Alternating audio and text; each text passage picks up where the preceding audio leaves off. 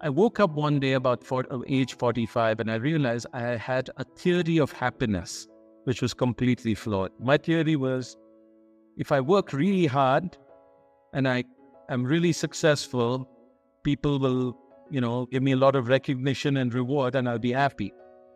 And I realized where that happened. It started happening in school. Every time I got good marks, the teacher smiled and my mother gave me a hug. Every time I didn't get good marks, there were frowns. So like an obedient dog, I tried to get good marks. Then I went to join a company. Every time I did some good work, boss was happy, gave you a raise, a promotion. Every time you didn't do it, you got a kick. So you're trained. Okay? So you get on this treadmill. The problem is, like an alcoholic, you need to drink more and more to get the same high. And one day you wake up and you say, man, how long can this continue?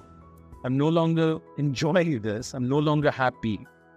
So I spent 10 years reading about the literature from different religious faiths. I went through counseling to understand this issue of happiness. First of all, happiness has nothing to do with success or achievement or what you have in your life.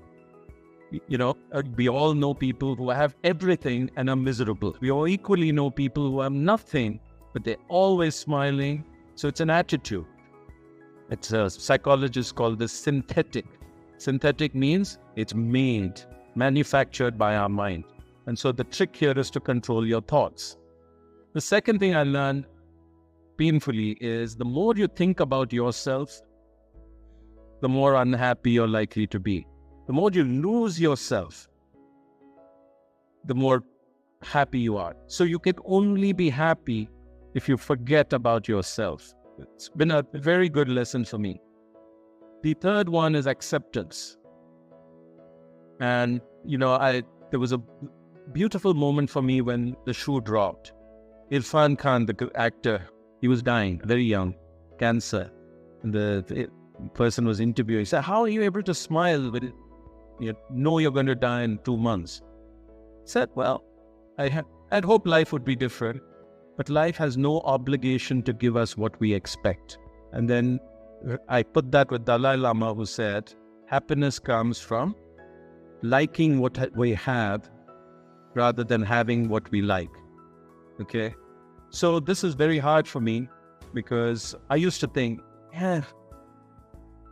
I wish I were a big CEO of a big company like Satya Nadella at Microsoft. Okay?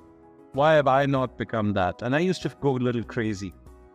Then I realized, life has not turned out too badly for me. So let's be grateful for that and enjoy that. So cultivating this acceptance is very, very important. And the final piece around happiness is relationships. Loneliness is the biggest driver of unhappiness. And the more we are connected with each other, the happier we are.